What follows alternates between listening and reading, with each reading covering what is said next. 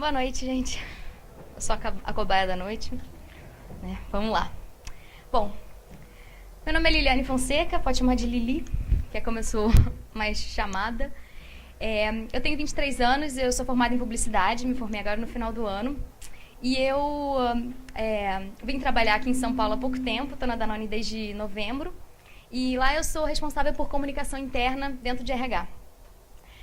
Além de carioca, eu faço coral, eu gosto de viajar, estou morrendo de saudade da minha família. E eu escrevo em blogs.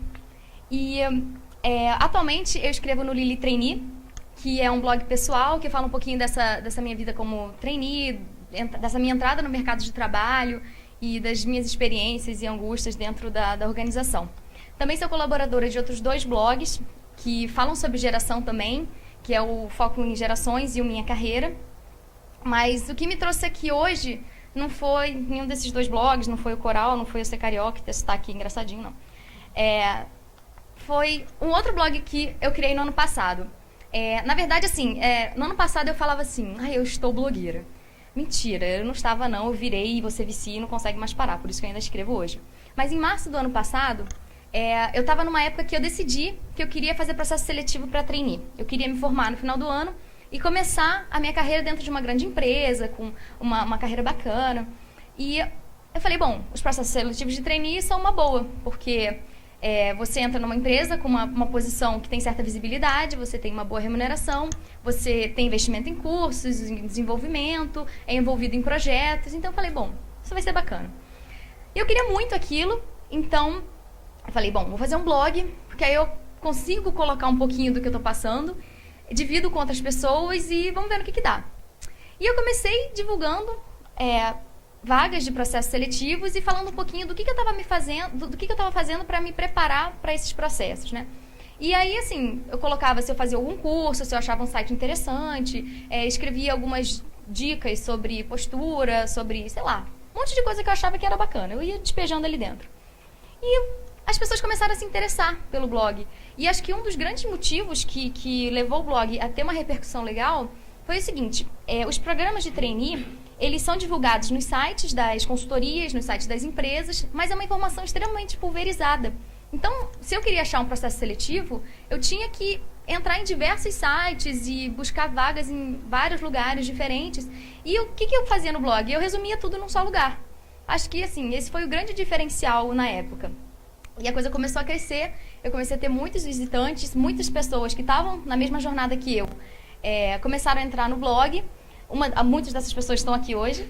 E o que aconteceu? Não só eu tive muita relação com os candidatos, como eu comecei a também falar com empresas, com consultorias que começaram a observar meu blog. E aí, assim, gerou uma repercussão... Ai, não mostrei o blog. Gerou uma repercussão muito bacana que chegou até a mídia. E aí, assim, eu saí em matéria do Estadão, saí no A Tarde de Salvador. E, assim, esse meu contato maior com os candidatos, ele me fez perceber o seguinte, tudo aquilo que eu estava passando, né, aquela angústia, o processo seletivo, aquela ansiedade toda, tinha muita gente passando por aquilo também. E aí, assim, eu pude olhar com um olhar mais crítico aquela situação que não era só minha. Né? Porque o que acontece? Você vai se formar, eu pelo menos, eu estava me formando. Então, o que eu queria? Eu pensava, bom, eu vou me formar, vai acabar meu estágio, eu não vou ter emprego. E aí, o que eu faço da minha vida? Então, eu tinha muito aquela coisa, eu quero ser trainee, eu preciso entrar numa empresa. E assim, muita gente também estava vivenciando isso. Gente que já tinha se formado e estava buscando emprego, ou então estava buscando uma posição melhor. Porque assim, a gente quer crescer rápido, né? A gente quer virar diretor em 5 anos. Então, o programa de trainee enche os olhos de qualquer um. Então, nessa minha relação com as pessoas, eu comecei a notar que as minhas necessidades não eram só minhas, eram de muitas pessoas, né? E aí, por exemplo, eu via que, por exemplo, eu no meu estágio, o que eu fazia? Eu trabalhava e tal, mas eu vivia com o meu Gmail aberto. Assim, era normal pra mim eu estar lá fazendo um monte de coisa ao mesmo tempo, inclusive lendo meus e-mails pessoais. E assim, eu via que os jovens tinham essa necessidade, né? A gente quer entrar numa empresa que a gente possa conciliar a nossa vida e o nosso trabalho, sabe? Quinta-feira eu tenho coral. Quinta-feira eu quero sair às 18 horas para ir pro meu ensaio do coral, sabe? E a gente não quer ficar escravo de empresa, sabe? Eu gosto muito do meu trabalho, mas a minha vida é a minha vida, não é o meu trabalho. o trabalho faz parte disso.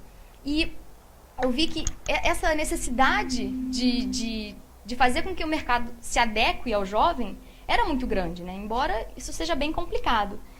E aí, junto com isso, a gente tem as dificuldades do mercado. Porque quando eu quero ficar com o meu e-mail pessoal aberto o tempo inteiro, a empresa acha aquilo um absurdo.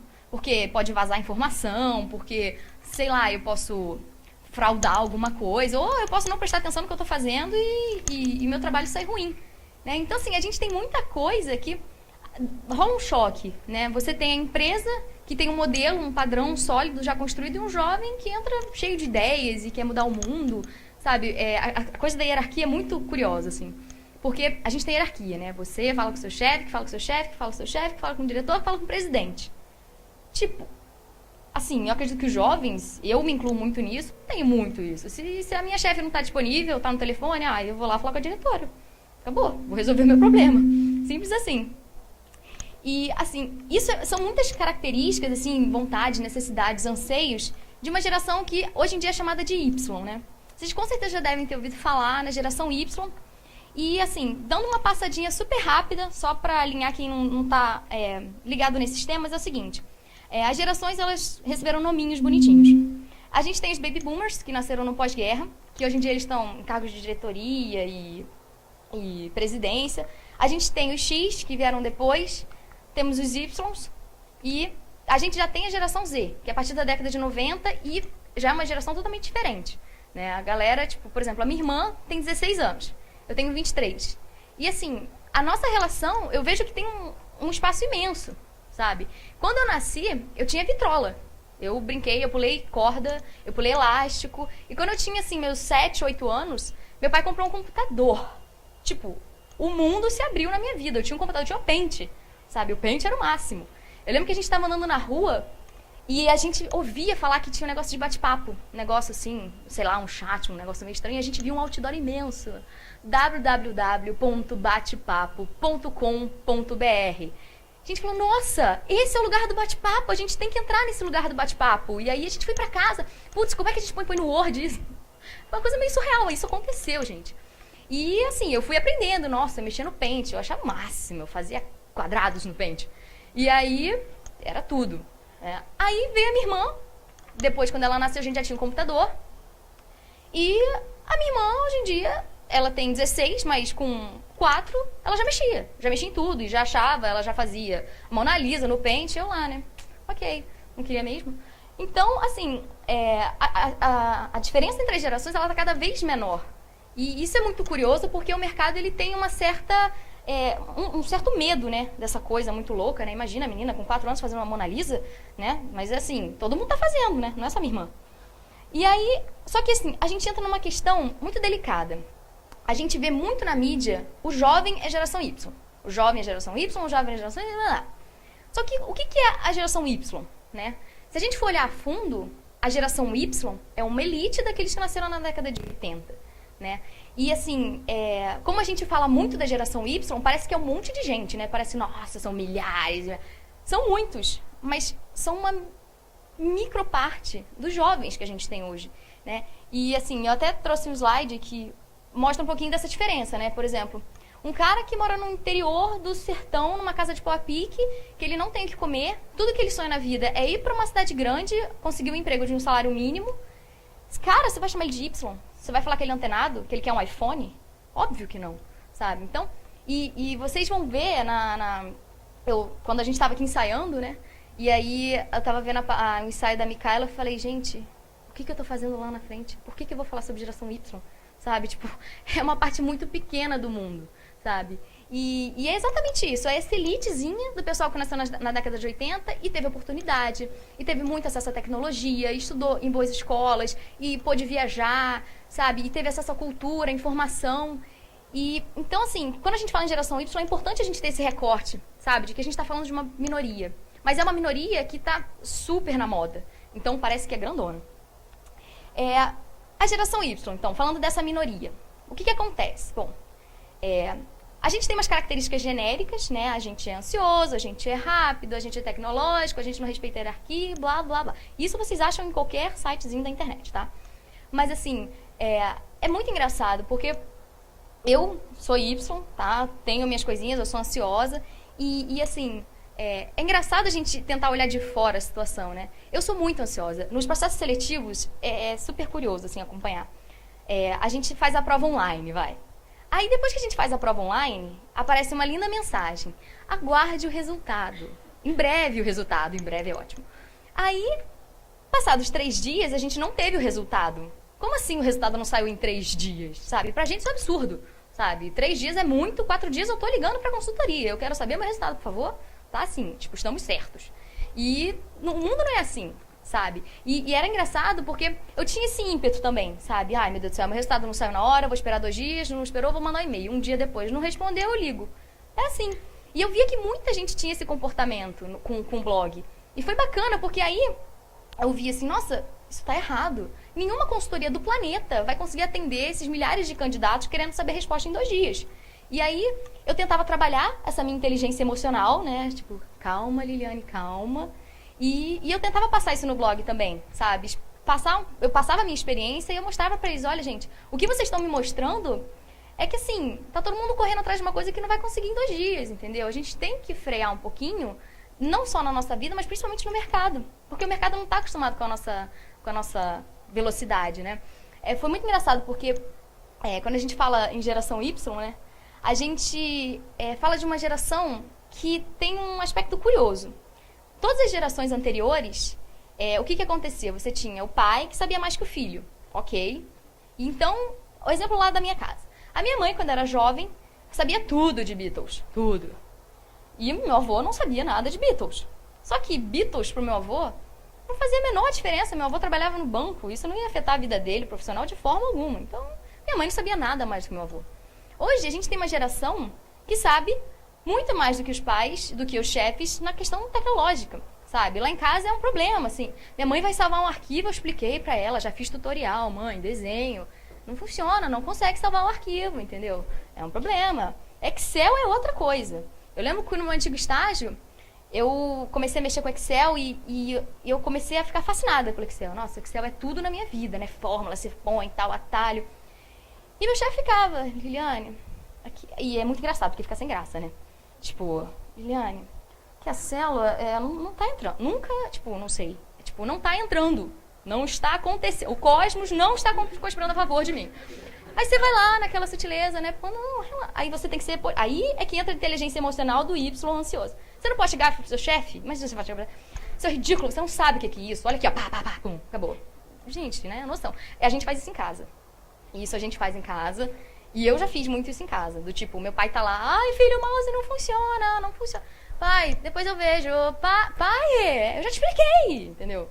E no trabalho não é assim, no mercado o buraco é mais embaixo. Então você chega lá e tal, pum, tá, aqui assim, fiz, tá, poxa, tá que bom. Acabou o assunto, ficamos todos bem, entendeu? Então, assim, deve ser muito difícil, né, pro cara que é chefe, pro cara que é pai, olhar pra um pirralho que tá ali entrando, lá, fanfarrão no mercado de trabalho, e falando, ai, eu sei mais que você, eu sei mais que você. É muito difícil, entendeu? Por isso que a gente tem esse impacto da organização com o jovem hoje, né? E aí, a gente também cai numa outra questão da geração Y, que é super cheia de curiosidades, né? Com certeza vocês já leram alguma matéria na vida de vocês sobre a geração Y. Um texto, uma nota, alguém falou, enfim, qualquer coisa. A gente está na moda, é o assunto, entendeu? E assim, é um assunto debatido, discutido, e que o personagem Y tá lá no meio, debatendo também, sabe? Eu escrevo em 2 blogs que falam sobre geração Y. E que tem pessoas de outras gerações envolvidas e que a gente fica ali debatendo aquele choque de gerações, aquela coisa toda. Então, assim, o que acontece? Quando o cara mais velho fala, putz, o jovem faz isso, o jovem faz aquilo, eu não gosto quando ele faz aquilo, a gente está dentro dessa discussão, a gente entende que o que a gente não pode fazer, o que a gente tem que fazer, e a gente fala, olha, a gente tem que fazer isso por causa disso, isso, aquilo, e é muito estranho, entendeu? Então, eu costumo dizer que a gente vem com manual, né? O Y vem com manual. Ele sabe o que ele tem que fazer, ele sabe o que ele não pode fazer, ele sabe o que é esperado dele. E aí, voltando aos processos seletivos, isso era, assim, clássico, né? Porque o processo seletivo para trainee, ele exige muito do candidato, assim. Ele pede, assim, um modelo de perfeição profissional na vida. Eu criticava isso no meu blog um pouco, sabe? Eles queriam um padrãozinho, um robozinho, sabe? Você vai ser trainee, então você tem que falar outra língua, você tem que ser assim assado, sabe? E as pessoas não são assim. Mas, como o Y sabe o que ele tem que ser, e ele tá ali com outros Ys tentando se candidatar a uma vaga que ele quer muito, então, aí ele cria o personagem, né? Era muito engraçado, porque a gente, quando vai em processo seletivo de grandes empresas, né, a gente tem a questão da roupa, né? Aí a gente vai no site da empresa, eu fiz muito isso, gente. Aí você lê tudinho da empresa. Ah, a empresa é assim assada, ela é informal, ela é muito formal. Aí você compra a sua roupinha bonitinha, né? Eu comprei roupa para processo seletivo, gente. Comprei meu primeiro terninho, fiquei emocionadíssima, assim, sabe? Nossa, eu sou uma executiva, né? Olha, eu com essa cara falando em executiva. Aí eu comprei 2 sapatos. Eu comprei um sapato preto, tipo formalzinho, sabe? Empresa, tipo auditoria, entendeu? Assim, super formal, e você vai com pretinho básico. E aí eu comprei um outro sapato, que por acaso é esse que eu estou usando, tá? Que ele é um sapatinho formal, mas ele tem um colorido, eu posso botar um pouquinho da minha personalidade na coisa. E era muito engraçado. Eu via a empresa e falava, putz, essa empresa eu posso ir com preto, essa empresa eu posso ir com colorido. Não vou com preto. Não, com a imagem que eu vou passar. A gente fica nessa tensão do que a gente vai passar. Porque a gente sabe o que as empresas esperam. Pelo menos a gente acha que sabe, né? A gente tem essa pretensão. E aí, eu lembro que eu fui numa dinâmica com esse sapatinho, feliz e contente, né? E aí, assim, eu me senti tão à vontade que eu fui transgressora nesse dia. Falei, eu vou contra os padrões e vamos lá. Aí a gente sempre coloca uma fitinha aqui do lado, né? O nome da gente. É ótimo, né, gente? E aí, nesse dia eu falei, não vou botar meu nome, eu vou botar meu apelido. Tipo, jovem, eu, tentando uma vaga, entrando numa grande empresa, na dinâmica, e lá botando apelido. Eu botei minha cara a tapa, entendeu? Botei lá, Lili, comeu o sapatinho. E aí, a coisa foi e eu acabei passando, entendeu? Fiquei super feliz, mas assim, a gente vê muito isso, né? A gente se molda para atender o mercado, por conta dessa questão da divulgação da informação ser muito grande, né? Mas mesmo assim, a gente está entrando num mercado de trabalho que está engessado e que tem dificuldade em entrar em contato com esse jovem, e só que precisa abraçar esse jovem, porque a gente tem as características que eles querem. A gente é ágil, a gente é rápido, a gente entende de tecnologia, a gente tem muita ideia. Então, assim, agora eu estou vivenciando um pouco dos dois. Eu sou Y, mas eu estou dentro do RH de uma corporação. Eu estou vendo um pouquinho dos dois lados e, assim, a partir da minha experiência com o blog, com o que eu tenho vivenciado, uma das coisas que eu mais tenho dúvida hoje é como é que a gente cria uma relação sustentável dentro das organizações, unindo eu, que quero ficar com o Gmail aberto e usar sapato colorido, com um cara que anda de terno há 30 anos e ele não faz ideia do que seja Twitter, né? Acho que esse é o grande desafio que a gente tem hoje. É isso.